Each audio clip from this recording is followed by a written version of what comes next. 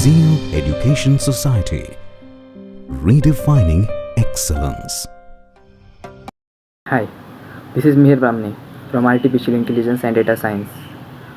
I am here to introduce a project which we have done, that is the creating a PRN number for students by using the Python. My group members are Ms. Ashika Jain, Mohit Pavaskar and Rakesh Shetty. We were guided by Professor Sachin Jagdari sir.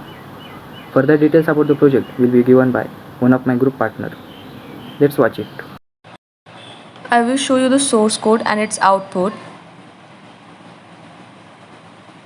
We have set the least range as 100. We can change the range according to the number of students. By entering name and pressing enter, we will get a PRN number which is unique and random number.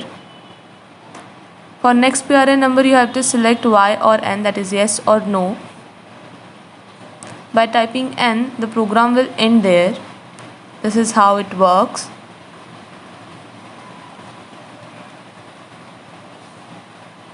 Thank you for watching. Zeal Education Society, redefining excellence.